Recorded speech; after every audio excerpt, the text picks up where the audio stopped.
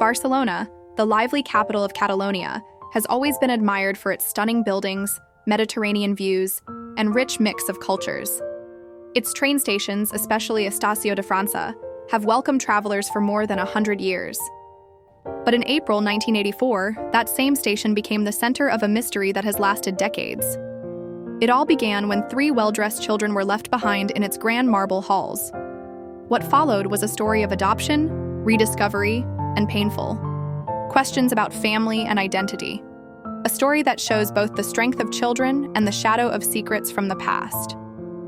On April 22, 1984, 5-year-old Ramon, his 4-year-old brother Ricard, and their 2-year-old sister Elvira were brought to Barcelona's Estació de França by a French acquaintance of their father, a man named Denny. The children arrived in a white Mercedes-Benz, wearing clothes that hinted at a comfortable life.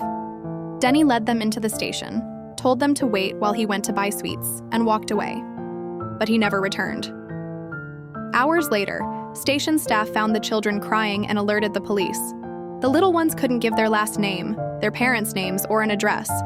They spoke both French and Spanish and mentioned only that they had lived in Paris in a room with a view of one of the legs of the Eiffel Tower. Hoping their parents would soon come forward, the authorities placed them in a local orphanage. But no one ever came. No family, no school, no neighbors reported them missing. Within days, the siblings were transferred to a home for vulnerable children in central Barcelona, beginning a new and uncertain chapter of their lives. In the mid-1980s, international communication was still slow. Notices about the abandoned siblings were eventually sent across Europe, but weeks turned into months with no response. Staff caring for the children noticed something troubling. Whenever their parents were mentioned, the siblings seemed to shut down, as if their minds were shielding them from painful memories. Everything changed when psychologist Marisa Mona and her husband, teacher Luis Moral, saw the children's photo on a social services bulletin board. Already experienced foster parents, they offered to take the siblings in. By June 1984, Ramon, Ricard, and Elvira were living in the Mona Moral household, going on camping trips along the Ebro River and adjusting to a safe, loving environment. Despite their mysterious and difficult start, the children adapted well. Bits of memory surfaced: their father's flashy cars, a black Porsche, a gray-green Jaguar, and the white Mercedes-Benz, family trips across Europe, and a grandmother who always insisted they drink milk. In 1986, Marisa and Luis officially adopted the 3, giving them their family name, Moral Mona. What began as abandonment had turned into a new beginning. Reflecting on it later, Elvira said, "We won the jackpot." As they grew up, the children naturally wondered about their biological parents. Elvira especially sometimes imagined her mother or father suddenly reappearing. Still, their adoptive parents never hid the truth, and the bond within their new family was strong. For many years, Elvira chose not to search for the missing pieces of her past. She thrived as an adult.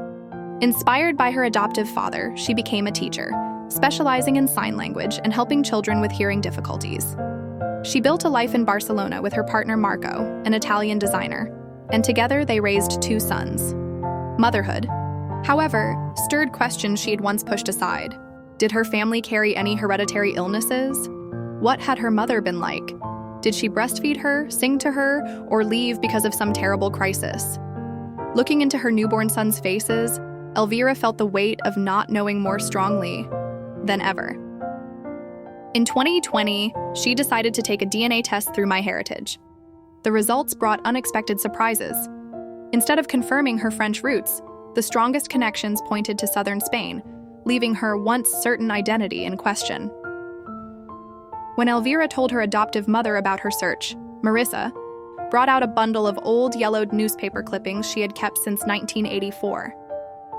The articles described the assassination of a French mafia leader named Raymond Vaccarizzi, nicknamed El Diablo, who had once operated in Catalonia before being shot outside Barcelona's infamous La Modelo prison.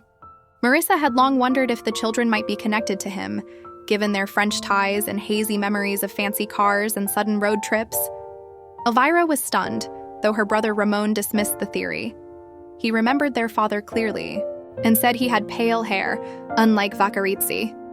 Still, The thought of their parents being tied to crime rang true with certain fragments of memory. A pistol they once found while playing that accidentally went off, angering their father. A time when he came home bloodied after some sort of violent encounter, and mysterious jewels hidden in the house. Their past, it seemed, had not been that of an ordinary family. In 2021, Elvira decided to share her story on a Catalan radio program. At first, she felt nervous and even a bit embarrassed, but the broadcast reached more than 150,000 listeners, and soon her phone was full of messages of encouragement and theories. Volunteers created online groups to help, and amateur genealogists began digging into records. One of them, Carmen Pastor, a criminology enthusiast fluent in French, looked closely at Elvira's DNA results and began tracing distant relatives. Within a few months, Carmen uncovered a possible family connection in Madrid. A video call soon followed, during which Elvira saw something that left her speechless. Photographs of herself and her brothers as small children, preserved for nearly 40 years by cousins and aunts she never knew existed. The truth was finally revealed. Her parents were not French after all, but Spaniards, Ramon Martín Sanchez and Rosario Quitas Cruz. Their families came from a marginalized community known as mercheros, often compared to nomads or traveling people. Elvira and her brothers learned that their father had grown up in Seville in a poor but close-knit family, while their mother came from Madrid. Records showed that their father had been a burglar who fled Spain in 1978 after a police shootout, taking Rosario and the children with him. From then on, the family lived on the move across France, Belgium, Switzerland, and back into Spain, never staying in one place for long. Documents confirmed that Ramon Jr. was born near Paris in June 1978, meaning the family had likely arrived there in late 1977 or early 1978. Their father, just 35 years old at the time, was remembered as charming, daring, and reckless. What began as petty crime grew into jewel theft and counterfeiting in France. Their mother, only 34, was strikingly beautiful, deeply loving toward her children, but also tough, serious, and quick to anger. Life on the run had hardened her, leaving little room for laughter. Relatives described their home in Paris in the late 1970s and early 1980s as warm and affectionate, despite the constant fear of arrest. But in 1983, everything went silent. Letters and phone calls stopped. Visits to grandparents ended. By the time the children were left in Barcelona in 1984, both parents had already disappeared. Finding their extended family decades later gave Elvira, Ramon, and Ricard a sense of belonging they had longed for. But it also raised painful questions. Why had their parents vanished? Were they murdered in a criminal dispute? Did illness or prison take them? Or, perhaps most painfully, did they abandon their children on purpose, believing it was the only way to keep them safe? The evidence is scattered and uncertain. Some relatives say Ramon Sr. was gravely ill with tuberculosis in a Paris sanatorium around 1983. Others recall dangerous robberies and violent clashes. It is possible their parents were killed, fled under false identities, or simply disappeared into the shadows. The truth remains unknown. As Elvira pieced together her history, she noticed traces of her parents in herself and her brothers. Her unexplained love of flamenco, unusual for Catalonia, suddenly made sense when she learned her father adored the music. Her brother's love of dance echoed the same heritage. Even mannerisms and small family traits resurfaced across generations. Photographs surfaced of the family smiling at the beach, looking happy. Yet behind those images lay unanswered questions. What was life really like behind closed doors? Through it all, Marisa and Luis, the adoptive parents who raised the siblings, remained the anchor in their lives. Elvira often reflects that without them, her path would have been far darker. Today, she feels the unique privilege of belonging to two families, the one that raised her with love and the one that gave her life. Her search is ongoing.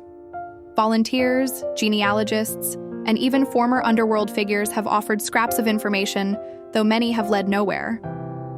Police files remain sealed, but advocates believe one day they may be opened. For Elvira, the unanswered questions go far beyond the facts. She longs to know what her mother felt when she was born, why her parents disappeared, and whether they left to protect their children, or whether they were trapped by their own choices. What began as a tragic abandonment in a train station has become a lifelong journey of resilience, identity, and discovery. 4 decades later, the fate of Ramon Sr. and Rosario is still a mystery. But their children, Elvira, Ramon, and Ricard, are no longer the lost little ones of Estacio de França. They are grown, with families of their own, rooted in 2 very different worlds. Their story carries both the fragility and the strength of human identity, shaped by loss, but also by love. Love.